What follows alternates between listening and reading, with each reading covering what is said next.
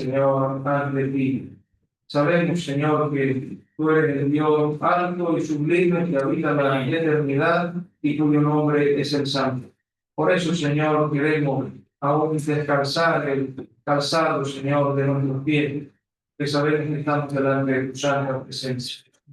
Gracias, Señor, te damos por esta mañana preciosa que tú nos has concedido para poder estar juntos y reunidos al nombre de tu Hijo, nuestro Salvador y Señor Jesucristo. Y te rogamos, Señor, que nos guíes a la Biblia, tu santo libro, para poder encontrar, Señor, la enseñanza que nuestras almas necesitan, la fortaleza, Señor, que supla nuestra debilidad, Señor, la luz, Señor, que alumbre nuestros ojos. Y también, Padre, que nos guíe en los cultos de adoración, pensando, Señor, en la persona de Cristo y su sufrimiento, Señor, su entrega, cuánto Él ha padecido por cada uno de nosotros para alcanzar la salvación tan grande. Que en verdad, Señor, podamos quedar admirados, Señor, y sobrecogidos, y podamos, Señor, proclamar la gloria de nuestro Salvador y los triunfos de su cruz. Amén. Señor, te bendecimos, glorificamos tu santo nombre y aún te rogamos que los hermanos que estén de camino, tú les traigas muy bien y con prontitud. Si hay alguno que está, Señor, en indecisión, que tú pongas carga para que también se acerque hasta este mismo lugar, Señor, y sea partícipe de esta reunión. Gracias por tu misericordia, Señor, que son nuevos cada mañana, y por ello también estamos hoy delante de ti con gratitud. En el nombre de Cristo Jesús. Amén. Amén. Bien, pues vamos a la Biblia en 1 Corintios capítulo 3. 1 Corintios capítulo 3. 1 Corintios capítulo 3. Vamos a leer los versículos desde el 16 hasta el 23. 1 Corintios 3, versículos 16 hasta el 23.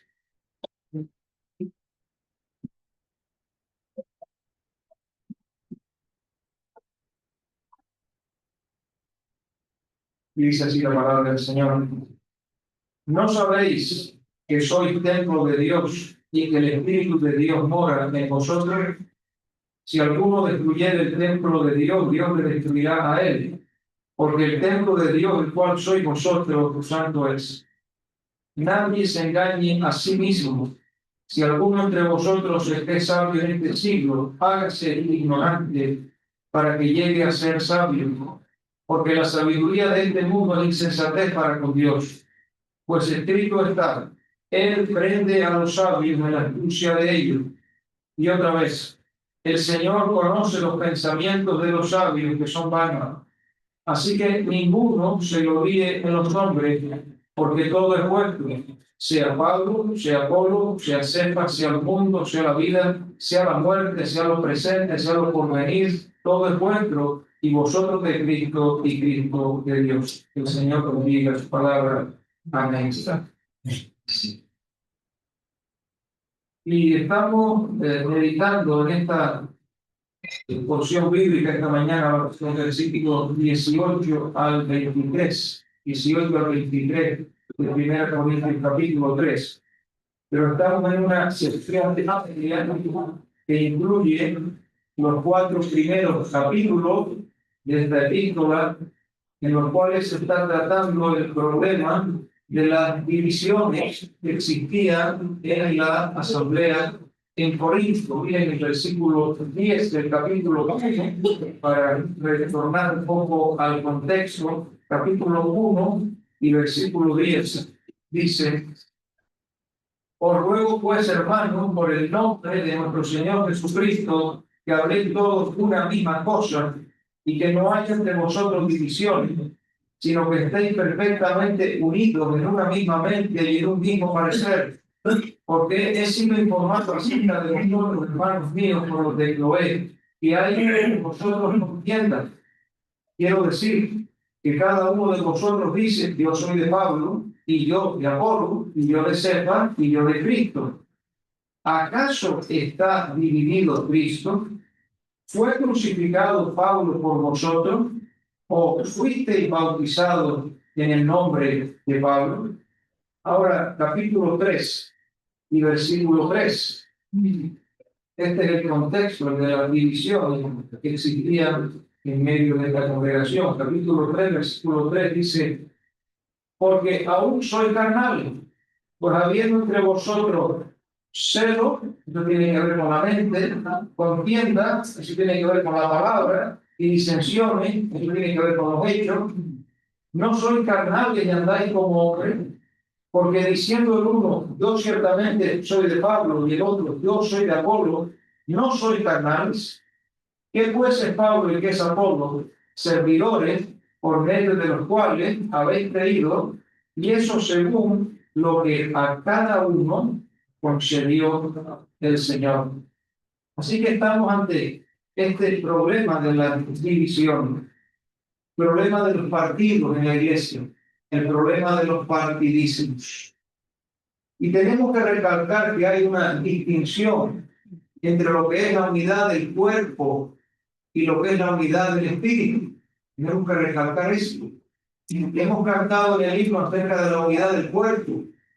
En el himno que acabamos de cantar, sigamos todos en un bautismo, un cuerpo bajo un Señor. También escribe igualmente Juan Bautista Cabrera: somos solo un cuerpo y uno es el Señor. Eso está en Efesios capítulo 4, donde se habla del cuerpo, de un Señor, de un bautismo. Y aún una gracia. Y en la mesa del Señor nosotros encontramos dos elementos. Encontramos la copa que nos habla de comunión, la copa del nuevo pacto, la sangre de Cristo, pero tenemos el pan. Y cuando hablamos de pan, no es solamente la sustancia, sino es el hecho de que tiene que ser un solo pan. 1 Corintios capítulo 10 dice que nosotros, con ser mismos, somos muchos, pero todos participamos de un solo pan, de un mismo pan. Hay un cuerpo. La realidad escritural de que hay un cuerpo. Cristo en Juan 17 ora para que sean uno, y está orando por la realidad de la unidad del cuerpo. El cuerpo es uno. El cuerpo es uno por la acción del Espíritu Santo que incorpora a cada creyente en el momento de la conversión en el cuerpo de Cristo. Somos un cuerpo. Esa es una realidad invisible. Esa es una realidad teológica, pero es una realidad. Gracias a Dios, la unidad del cuerpo no puede ser fracturada. Nosotros la proclamamos cuando tenemos un pan encima de la mesa, cuando participamos, y a la reunión en la Escritura se la llama la reunión del partimiento del pan. Tenemos un pan, habla de la unidad del cuerpo. Pero hay la unidad del Espíritu. Miren por favor Efesios capítulo 4. Efesios capítulo 4. Porque es necesario repetir esta diferencia. Efesios capítulo 4 dice: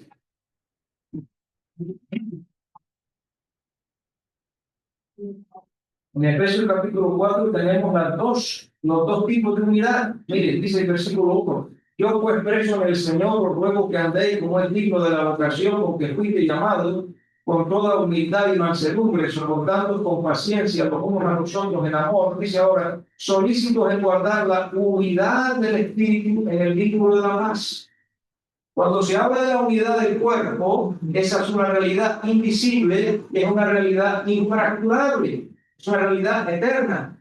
Pero la Escritura también habla no del cuerpo, sino de la unidad del Espíritu. Y esa es una unidad externa, esa es una unidad visible, esa es una unidad de la cual la Escritura nos dice que tenemos que estar solícitos, que tenemos que estar implicados, que tenemos que estar todos a una para guardar esa unidad. La unidad del Espíritu tampoco la podemos crear nosotros, pero sí tenemos responsabilidad en que esa unidad sea preservada. Y esa unidad tiene que ver, ahora 1 Corintios capítulo 1 de nuevo, esa unidad tiene que ver con propósito y acción dentro de la iglesia local. Capítulo 1, versículo 10, propósito y acción dentro de la iglesia local. 1:10 dice: os ruego pues, hermanos, por el nombre de nuestro Señor Jesucristo, que habléis todos de una misma cosa. Eso es unidad de propósito. Y no haya entre vosotros divisiones, sino que estéis perfectamente unidos en una misma mente y en un mismo parecer. Esa es unidad de acción. Esa es la unidad de espíritu que tenemos que guardar. Para eso tiene que haber humildad, tiene que haber mansedumbre, tiene que haber amor en medio de la iglesia. Y esto estaba faltando en Corinto. En Corinto había divisiones, había partidos, había grupos. Y nosotros, por los versículos 17 al 18 que leímos en el anterior estudio, podríamos también darnos cuenta, simplemente hay otros pasajes, no seguramente hay otros pasajes que apoyan esta idea, que en medio de la congregación en Corinto habían surgido enseñadores del error. Enseñadores del error cuyo trabajo no era un trabajo de edificación en medio de la iglesia, sino era un trabajo de destrucción de la obra del Señor. Tal vez por eso se ha dicho antes que no puede ser puesto, nadie puede poner otro fundamento, el cual está puesto, que es Jesucristo. Y los tales iban en contra aún de la bendita persona del Señor Jesucristo de una u otra manera. En 2 Corintios tenemos: si alguno predica a otro Jesús que el que habéis recibido, bien lo toleráis. Así que la obra de estos hombres era destructiva. La obra de estos hombres era divisiva y era destructiva. Ahora, hay dos aspectos en la porción que tenemos en esta mañana que nos resaltan las consecuencias, o dos consecuencias, si queremos, dos evidencias de la acción destructiva en medio de una iglesia local de los falsos maestros. Dos evidencias que se pueden reconocer si ha llegado o si llega o si puede llegar la labor destructiva de los falsos maestros. Y yo, pensando en estas dos cosas, iba mi mente hacia Hechos capítulo 20, ya con esto creo que terminamos la introducción y vamos al pasaje. Hechos capítulo 20, versículo, vamos a leer 29 y 30. Hechos 20, 29 y 30, cuando Pablo se despide de los ancianos de Éfeso. Miren lo que dice aquí. Hechos 20, 29 al 30, donde dice: porque yo sé que después de mi partida entrarán en medio de vosotros, deberían ser pastores amantes. No miren lo que dice. Dice: lobos rapaces. Deberían ser pastores amantes que apacientan al rebaño, pero dice que no perdonarán al rebaño. ¿Esa es una obra de edificación o es una obra de destrucción? Y de vosotros mismos se levantarán hombres que hablen cosas perversas. Aquí está la falsa enseñanza que hemos de ver en otro pasaje a continuación, para arrastrar tras sí a los discípulos. Y aquí está la falsa pertenencia, que es lo que hemos de ver en otro pasaje. Son los dos peligros: la falsa enseñanza y la falsa pertenencia. No conducir las almas a Cristo, pero tratar de hacer para sí mismo discípulos. Tratar de traer la atención para sí mismo, arrastrarnos hacia sí, no conducirnos a Cristo. Entonces vamos a ver si podemos ver estos dos peligros que encontramos en otro pasaje: una falsa enseñanza y una falsa pertenencia. Los versículos 18 hasta el 20, 18 hasta el 20, nos hablan de la falsa enseñanza, y los versículos 21 al 23 de la falsa pertenencia. Ahora, este pasaje está escrito en una estructura. Seguramente que si tuviéramos aquí al hermano Antonio Díez, de tan buen recuerdo, él sacaría aquí un 2x2. Él sacaba un 2x2, pero clarísimo. Y lo enseñaría un 2x2, porque tenemos dos partes en nuestro pasaje, ¿verdad? Como digo, tenemos dos secciones: hay falsa enseñanza y hay falsa pertenencia. Pero es que luego, dentro de cada una de esas dos partes, hay dos secciones. Hay por un lado una advertencia y luego hay una afirmación. Hay una advertencia y una afirmación. Vamos entonces con la falsa enseñanza y cuál es la advertencia. Mire, versículo 18 dice: ¿cuál es la advertencia? Nadie se engañe a sí mismo. Entonces, cuidado, amados hermanos. porque por el mundo están engañadores que han salido y que aún se infiltran y que aún se hacen pasar por creyentes y que lo podemos ver a veces a través de libros, lo podemos ver a través de las redes sociales. Quizá nos encontramos de repente en alguien que dice: acabo de encontrar un predicador maravilloso, igual hace no mucho tiempo, y luego creía cualquier cosa menos la Biblia. No era un predicador maravilloso, era un neonazi. Pero era un predicador maravilloso. Padre, hablaba con dulzura, hablaba de cosas bonitas. Todo el que quiere engañar, todo el que quiere engañar se va a disfrazar. Los mensajeros de Satanás se disfrazan como hombres de luz, no es cosa de extrañarse, pero hay falsos obreros y hay incluso falsos hermanos introducidos a escondidas. Lo había en esta época, no lo va a ver hoy. Algunos incluso que querían desacreditar a Pablo decían: pero Pablo, ¿cómo te vamos a juzgar a ti? Bueno, Pablo solo era apóstol de Jesucristo, enviado por el Señor y bajo la autoridad de Cristo, enviado por el Espíritu Santo. Pero que no, Pablo, ¿cómo te vamos a juzgar a ti? El mensaje de Pablo es importante, el nuestro sí, vengan tras nosotros.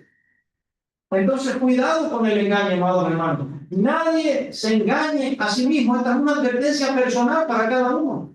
Esta advertencia es para cada creyente. Esta advertencia es individual. Nadie se engañe a sí mismo, porque podríamos estar admitiendo como verdad algo que es mentira, porque podríamos estarnos apropiando de algo que es falso, porque podríamos estar defendiendo algo que es erróneo.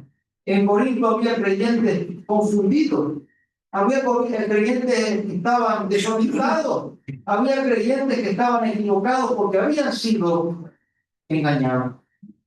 Y nos dicen los que conocen la lengua griega que ese nadie se engañe quiere decir nadie continúe engañándose, que no persista el engaño. Porque el engaño ha sido hecho, pero tiene que terminarse. Algunos habían sido engañados. El engaño tenía que ver con una falsa enseñanza. Y esta falsa enseñanza venía no de las Escrituras, era una enseñanza que quería añadir a las Escrituras la sabiduría del mundo. Por eso, durante estos primeros capítulos hemos visto tantas veces ese contraste entre la sabiduría del mundo y el poder de Dios, la sabiduría del mundo y la sabiduría de Dios. De tal manera que estos creyentes que habían incorporado la sabiduría del mundo pensaban que ellos eran verdaderamente sabios, pero se habían convertido en necios. ¿O acaso la Escritura no dice, cuando habla del hombre natural, que profesando ser sabios se hicieron necios? Y a veces el creyente piensa que si incorpora la sabiduría del mundo va a ser aún más sabio, y en realidad está sentando la necedad. Acerca del Señor Jesucristo se dice que en Él están escondidos todos los tesoros de la sabiduría y del conocimiento. Si tenemos a Cristo, no necesitamos más sabiduría, porque no hay más elevada sabiduría que Cristo mismo. En Colosenses capítulo 2, versículo 8 dice: mirad que nadie os engañe. Vamos a leer, mismo la iniciativa del Estado, y cómo debo parar esa iniciativa. Colosenses capítulo 2 y versículo 8. Dice: mirad.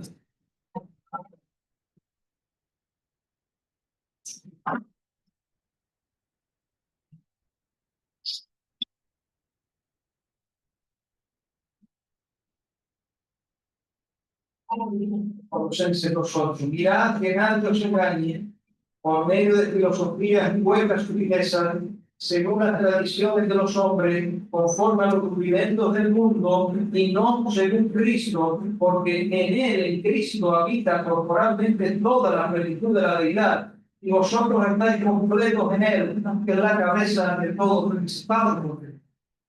Pero aquí estaban trayendo el mundo, y estaban trayendo la sabiduría del mundo a la iglesia. La gran fuente del engaño, querido hermano, es el intento de estar estimado por el mundo, acomodando el cristianismo a la sabiduría del mundo. Sin embargo, la Escritura dice, Romanos capítulo 12, vamos a leerlo igualmente, Romanos capítulo 12, los versículos 1 y 2. Romanos 12, 1 y 2.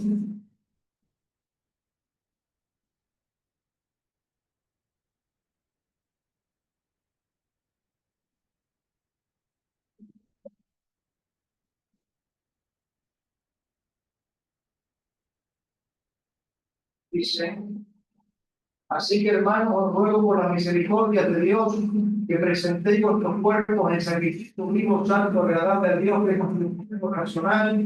No os conforméis a este siglo, es decir, no dejen que el mundo les meta en su molde y les haga su forma, sino transformados por medio de la renovación de vuestro entendimiento. Y esta renovación es de acuerdo a la palabra de Dios, para que comprobéis cuál sea la buena voluntad de Dios, agradable y perfecta.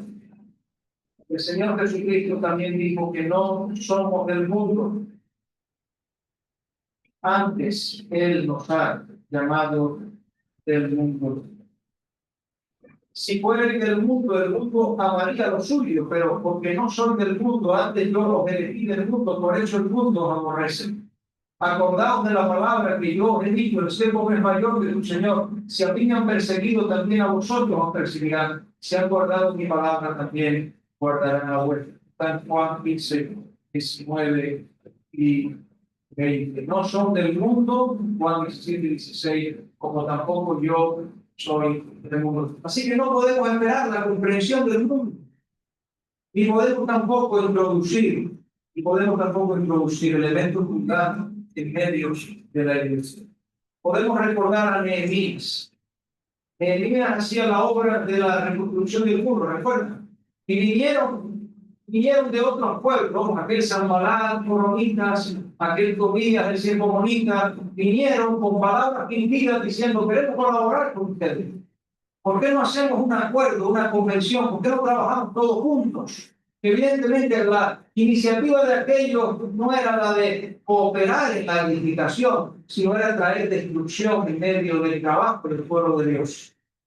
Y el libro de Nehemías, una de las lecciones que nos enseña es que tenemos que levantar los muros de separación con el mundo. Quizá esto suena mal hoy, porque todo el mundo habla de que hay que tender puentes con el mundo. No, la Biblia habla de levantar muros de separación con el mundo. Tenemos que apartarnos del mundo. Y tenemos que saber que toda conveniencia, todo acuerdo con el mundo va en contra de la voluntad de Dios, nos va a mermar. Cuando sale el pueblo de Israel de Egipto y con ellos van algunos que no eran del pueblo de Israel, sale una multitud mezclada. De esa multitud mezclada surgen las murmuraciones de los que vinieron con el pueblo de Israel. De esa multitud mezclada salen intenciones y palabras y cuestiones que afectaron a todo el pueblo de Israel. Tenemos, hermanos, que recordar que tenemos que separarnos del mundo. Dejo el mundo y voy con Cristo, porque el mundo pasará cantando, mas su amor bendito por los siglos durará. Y cantamos: del mundo yo me aparto y toda vanidad para consagrar mi vida a mi Señor. Cantemos, pero tenemos que hacerlo también. Tenemos que vivirlo también. Cuidado, amados hermanos, nadie se engañe a sí mismo. Si estamos descansando en la sabiduría del mundo, estamos siendo víctimas de un engaño. Si estamos escuchando a aquellos que quieren introducir el mundo en la iglesia, estamos siendo engañados y necesitamos volver a las Escrituras. Seguimos leyendo el versículo 18, donde dice a continuación: si alguno entre vosotros se cree sabio en este siglo, si alguno entre vosotros se cree sabio en este siglo, estos hombres se preciaban de que eran verdaderamente sabios. Estos son los sabios. Nosotros somos los sabios, porque nosotros hemos aprendido del mundo, hemos tomado del mundo tantas cosas. Si alguno entre vosotros se cree sabio en este siglo, en este mundo, miren el desafío que Pablo hace inspirado por el Espíritu Santo. ¿Creen que eres muy sabio? Bueno, eso tiene un arreglo, eso tiene una solución. Hágase ignorante. Deseche esa falsa sabiduría, deseche esa falsa enseñanza, olvídese de ella, para que llegue a ser sabio. Aunque el mundo le tenga por ignorante, abrace la sabiduría de Dios. Dijo un comentarista: debemos estar vacíos para ser llenados. Si tenemos que renunciar a nuestra propia justicia para ser revestidos de la justicia de Cristo, para ser salvos, si tenemos que renunciar a nuestra propia fuerza para ser fuertes en el día a día, en la vida cristiana, tenemos que descansar en la gracia de Dios, en la suficiencia de Dios, reconocer nuestra debilidad. Hermanos, también debemos renunciar a nuestra propia sabiduría o la sabiduría del mundo. Fiarnos de Jehová de todo nuestro corazón y no apoyar en nuestra propia prudencia, reconocerlo en todos nuestros caminos y Él enderezará nuestros senderos. El mundo no los va a enderezar. El mundo nos ofrece sendas que parecen derechas, pero no tienen nada de bueno, no tienen nada de correcto. El mundo está lleno de ciegos que guían a ciegos. Si nosotros tenemos la luz de la palabra de Dios, ¿cómo vamos a seguir lo que los ciegos nos dicen? Es que no tiene ningún sentido. La verdadera sabiduría procede de Dios. Procede de Dios mediante su revelación, que su palabra santa, que es eterna, que es verdad, que no cambia. Para llegar a ser sabio hay que hacerse ignorante y acudir en sencillez a la palabra de Dios. Mire el primer libro de Samuel, capítulo 2, versículo 3. Primer libro de Samuel, capítulo 2, y versículo 3.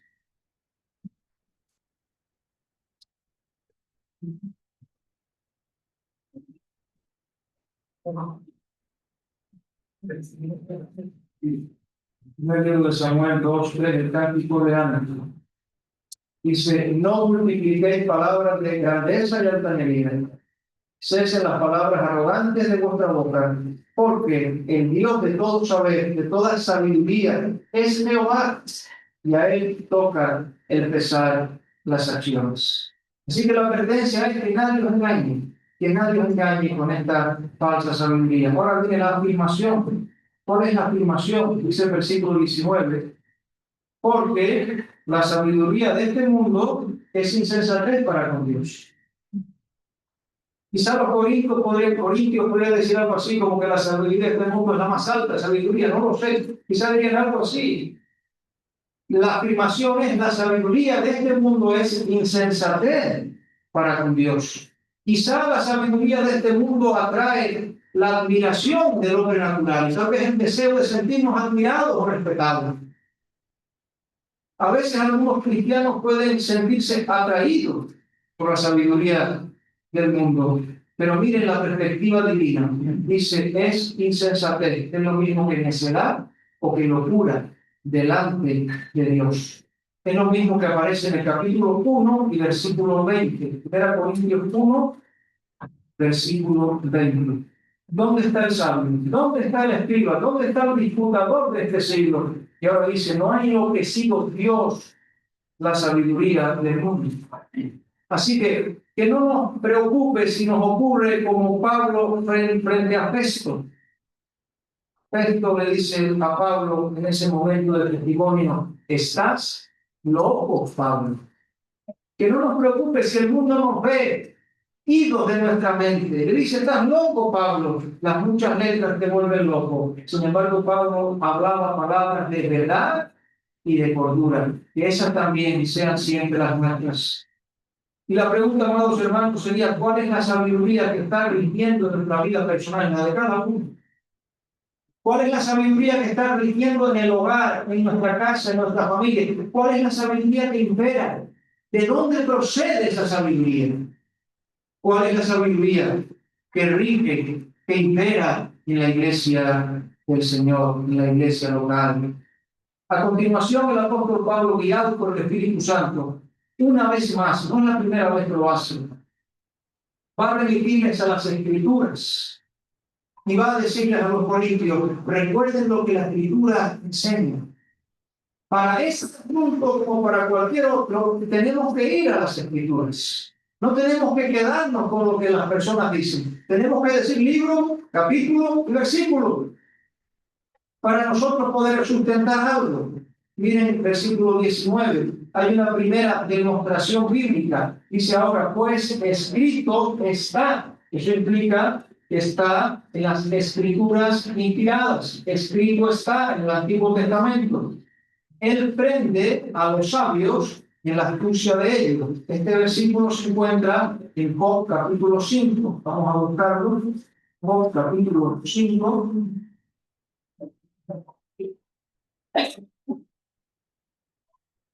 Job capítulo 5.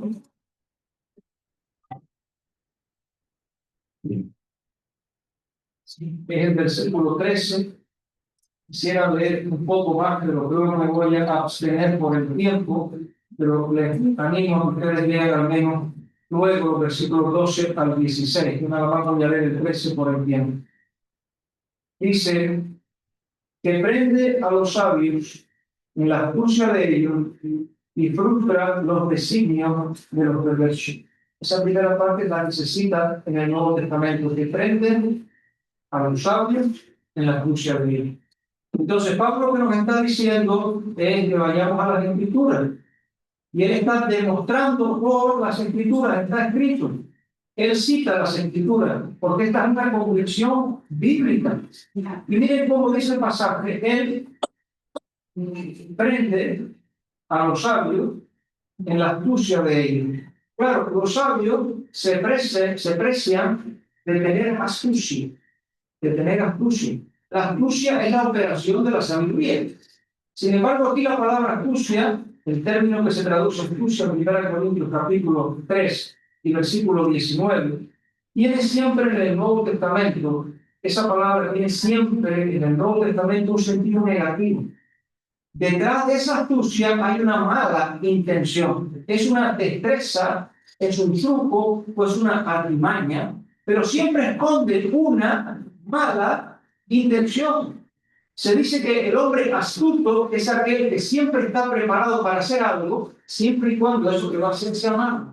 Ese es el hombre astuto, según el uso del término que encontramos aquí. En Lucas 20:23, por ejemplo, el Señor Jesús comprende la astucia de, vamos a leerlo, Lucas 20:23, para que veamos el sentido de la palabra.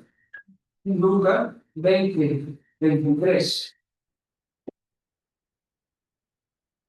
Le preguntan al Señor si debe o no dar tributo a César. Y versículo 23 dice, mas él, comprendiendo la astucia de ellos, les dijo, ¿por qué me tentáis? Ahora, Filipenses capítulo 4. He saltado un versículo, en 2 Corintios 4, el apóstol Pablo dice que él no andaba con astucia. Pero bien, Efesios 4. Es importante porque estamos pensando en esta operación de los falsos maestros. Miren, Efesios 4:14. Dicen, Efesios 4:14, para que ya no seamos niños fluctuantes, llevados por doquiera de todo viento de doctrina, que puede ser esa sabiduría del mundo, esa falsa enseñanza, por estratagema de hombres que para engañar, estamos advirtiendo del engaño, emplean cómplice ahora astucia, las artimañas.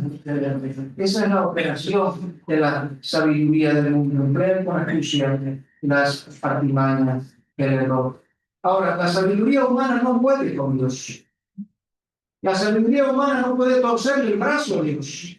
La sabiduría humana no puede triunfar contra Dios. Esto es lo que dice el versículo 3:19. Él prende a los sabios en la astucia de ellos. De tal manera que la sabiduría humana está abocada al fracaso.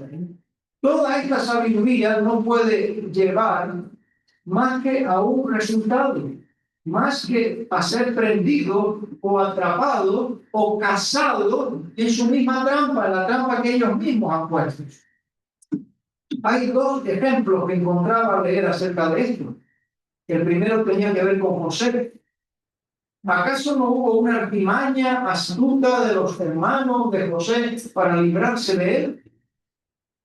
Quisieron librarse de él, echarlo a una cisterna primero y venderlo después. Y los quitamos de delante a José. ¿Acaso no era una artimaña? ¿No era una obra astuta? ¿No era la sabiduría de los hombres? Sí, pero Dios prendió a los sabios en la astucia de ellos, porque Dios volvió en bendición todo aquello. No solo nos fueron librados de José, ante el cual no querían un día postrarse, por cierto. Tuvieron que postrarse delante de José, aún por medio de la artimaña que ellos habían usado. Así que Dios prende a los sabios en la astucia de ellos. Lo mismo ocurre con Amán. ¿Recuerdan qué pasó con Amán y con Mardoqueo? Bueno, Mardoqueo, judío, que no se humilla cuando pasa un grande delante de él. Pues nada, él consulta y le da un consejo, prepara una horca, que ahorquen a Mardoqueo, van a preparar la horca y van a ahorcar a Mardoqueo y van a matar a todos los judíos. Pero sin embargo, en la misma horca que había sido preparada para Mardoqueo, el que fue colgado, el que perdió la vida, el que fue ajusticiado, fue Amán. Porque Dios prende a los sabios en la astucia de él. Y estas cosas las tenemos en las Escrituras para tener clara, para tener meridiana, que la sabiduría de este mundo, esta es nuestra primera afirmación, es insensatez para con Dios.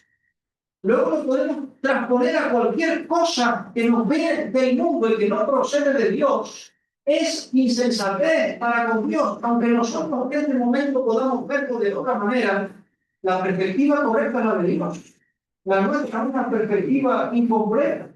Es una perspectiva a veces borrosa, es una perspectiva a veces fluctuante, que depende de sentimientos, que depende del momento, que depende de tercera persona. La perspectiva de Dios es perfecta y Él dice que prende a los sabios la astucia de ellos.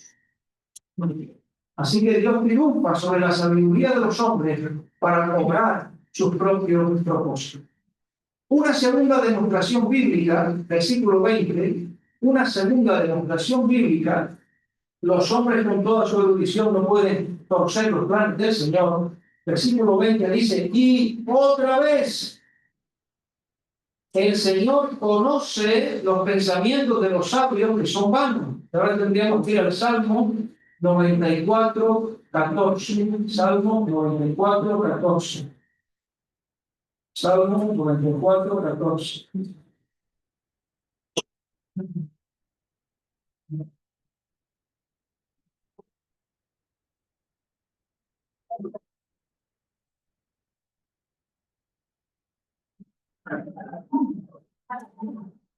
Perdón, dicho Salmo 94, 11. Creo que lo dije mal. Salmo 94, 11. Sería bueno leer un poco más. Lo vamos a leer al menos el 10 y el 11 ahora. 10 y 11. El que castiga a las naciones no reprenderá, ni sabrá el que enseña al hombre la ciencia. Jehová conoce los pensamientos de los hombres, que son vanidad. Los pensamientos de los hombres, los pensamientos de los sabios, que son vanidad. Los corintios estaban dando gran valor a la sabiduría de los hombres, a los sabios del mundo. Y a aquellos que en medio de la iglesia defendían la exhibición de la sabiduría humana. No podemos, hermanos, contradecir lo que Dios sabe. Dios dice, por el Señor, conoce los pensamientos de los sabios. ¿Qué son los pensamientos de los sabios? Vanidad. Vanidad. Es decir, son huecos. No tienen un verdadero sustento. En el momento apropiado se van a revelar, que se van a derrumbar. Y por lo tanto, esto no ayuda a la obra del Señor. Los más refinados planes de los hombres, escribo comentarista, se deshacen como pompas de jabón al soplo de Dios. Estos pensamientos, razonamientos o reflexiones humanas no tienen ningún valor. Tenemos que concluir que la sabiduría del mundo es inútil, amados hermanos. En esta epístola, especialmente hasta el capítulo 2, versículo 5, capítulo 1, versículo 17, al capítulo 2, versículo 5, se nos ha enseñado que la sabiduría del mundo es inútil para la evangelización. Para el trabajo, para la obra de la evangelización es inútil tratar de incorporar el mundo con su sabiduría, porque el poder es de Dios, porque la obra es del Espíritu Santo, porque lo que tenemos que predicar, que hablar, que heraldizar es la palabra de Dios y nada más. Y tenemos una obligación de método, pero no de resultado. El resultado queda de la mano del Señor. Pero luego del capítulo 2, versículo 6, capítulo 2, versículo 6, hasta el capítulo 3,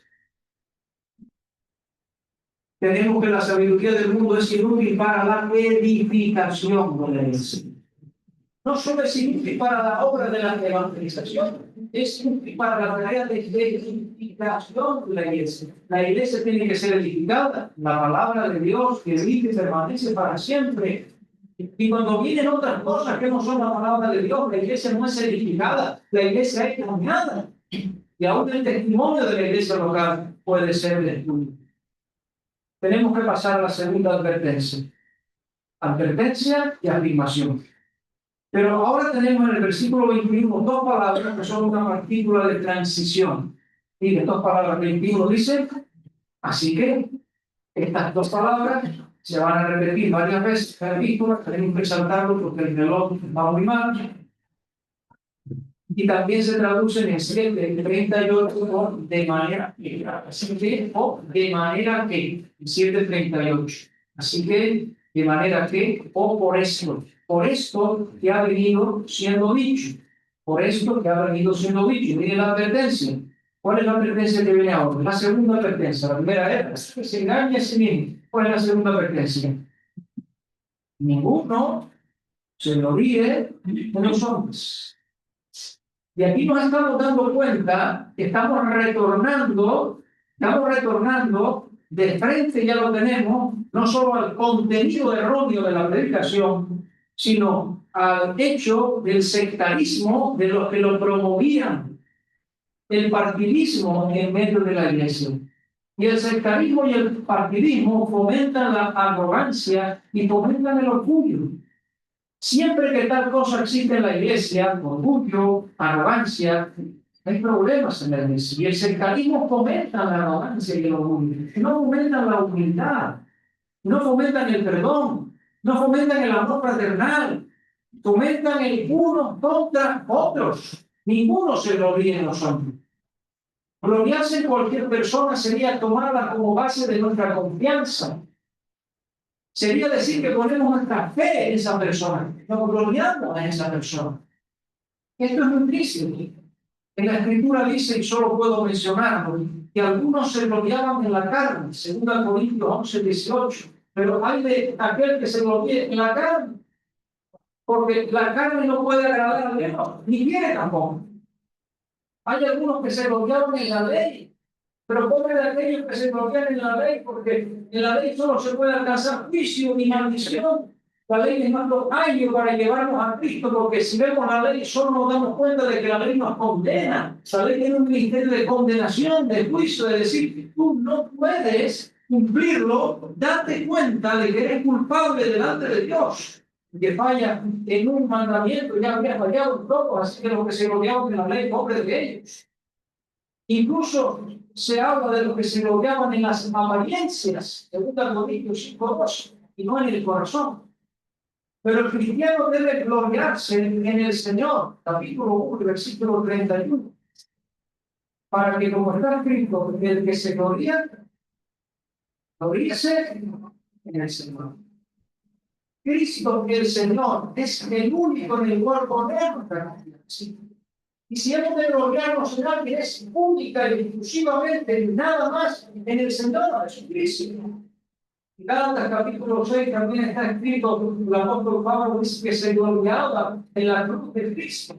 Y esto tiene que ver en la obra de Cristo, por favor, en la persona de Cristo crucificado, en el logro del Calvario. En eso nos podemos gloriar en Cristo como el Salvador, en la cruz de Cristo como el medio que Él ha dado, Él ha usado, del cual Él se ha entregado para nuestra redención, para nuestra salvación. Gloriaremos tan solo en la cruz. Mi gloria y mi razón será la cruz bendita del Señor, y lo que di a la vanidad del mundo, la vanidad hoy le entrego con amor, solo gloriándose en Cristo. Así que la advertencia es: ninguno se gloríe de los hombres, solo en Cristo. Ahora, ¿cuál es la afirmación? Ya tenemos que ir terminando porque el reloj ha avanzado más de lo que yo quisiera. ¿Cuál es la afirmación que tenemos ahora? Bueno, tenemos una afirmación que se repite. En este caso se repite la afirmación. Dice ahora, porque todo es vuestro. Y ahora miren, por favor, el final del siguiente versículo, el versículo 22. ¿Cómo termina el versículo 22 diciendo? Todo es vuestro. Esta afirmación se repite. Hay un énfasis. Y a continuación encontramos el inventario de las posesiones del creyente. El inventario de las posesiones del creyente. Aquellos que estaban diciendo yo soy de Pablo, Estaban diciendo, yo pertenezco a Pablo. Yo soy de Pablo, es decir, pertenezco a Pablo. ¿Se habían dado cuenta de eso? Aquellos que estaban diciendo, yo soy de Apolo, estaban diciendo, yo pertenezco a Apolo. ¿Estaban dando cuenta de eso? Aquellos que decían, yo soy de Cefas, estaban diciendo, yo pertenezco a Cefas. Estaban comprendiendo. Sin embargo, miren cómo se plantea aquí de manera inversa. Versículo 22. Hemos dicho, todo es vuestro, lo va a repetir. Y dice ahora, sea Pablo, sea Apolo, sea Cefas, sea el mundo, sea la vida, sea la muerte, sea lo presente, sea lo porvenir, todo es vuestro. En primer lugar, tenemos los tres nombres de estos siervos de Dios, de Pablo, de Apolo y de Cefas. Y la afirmación bíblica es todo es vuestro, escribe William McDonald. Por cuanto todos nos pertenecen, es una insensatez de nuestra parte afirmar que nosotros pertenecemos a ninguno de ellos. La iglesia misma no pertenece a los predicadores para que los hermanos no se deben o sigan tras ellos, sino ellos pertenecen a la iglesia y sirven a la iglesia. Los corintios, cuando se bajo Pablo, bajo Apolos o bajo Cefas, estaban rebajando su verdadera dignidad. Los que ministran la palabra son meros siervos. Nada en sí mismos. El que planta y el que riega no es nada, sino Dios que da el crecimiento. Hemos de decir a continuación, lo veremos en el versículo 23. Que si se estaban rebajando debajo de su verdadera posición, es porque el creyente no pertenece a otros hombres. ¿A quién pertenece el creyente? El creyente pertenece únicamente a Cristo, a la bendita persona de Cristo, como dice el versículo 23. Toda jactancia humana, por tanto, es absurda y pecaminosa. Pero hay algo más, estamos terminando. Dice, el mundo, ¿qué cosa? El mundo es nuestro. El mundo es nuestro, amados hermanos, porque Cristo es Señor sobre todas las cosas y nosotros somos herederos de Dios y coherederos con Cristo. En este sentido, el mundo es nuestro. Un día entraremos en posesión del mundo como coherederos de Cristo. Y aquí escribe William McDonald una frase que llamó tanto mi atención. Los que se están cuidando de los asuntos del mundo no se dan cuenta de que lo están haciendo para nosotros, porque el mundo es nuestro. Pero sigue diciendo la vida. La vida es nuestra, amados hermanos. En Cristo la vida es nuestra y tenemos la oportunidad y el privilegio de aprovechar la vida y de vivir la verdadera vida y de experimentar lo que es la vida, testificando para Cristo y agradando a Cristo, empleando las circunstancias para su gloria. La muerte también es nuestra porque Cristo la ha vencido, ganando la victoria y habiéndola convertido nada más en el portal de entrada hasta su misma presencia. Lo presente es nuestro, dice a continuación, lo presente. Porque todas las cosas ayudan a bien. Y porque las aflicciones del tiempo presente producen en nosotros cada vez más excelente y eso de lo presente, ¿no? Pero finalmente dice también el porvenir. Y para el porvenir nos espera la gloria con Cristo. La plenitud de la vida eterna por la gracia. Dicho esto, terminamos en el versículo 23, donde dice la verdadera pertenencia del creyente. Vosotros de Cristo. Ahora, habéis partido por esto que decía, nosotros somos los de Cristo, los demás no. No, todos los creyentes, vosotros, todos de Cristo, no solo un grupo o un partido. Anulemos o borremos todos los partidos de antes, todo el Pablo, todo el Apolo, todo el Cefas, todos somos de Cristo, amados hermanos. Fue importante entender esto, que cesen las divisiones, que cesen los partidismos, que no haya personalismo, perfectamente unidos en una misma mente y en un mismo parecer. Esa es la unidad del espíritu que somos llamados a guardar en el vínculo de la paz para la gloria del Señor, y entendiendo que somos el Cristo y todas las cosas nos pertenecen.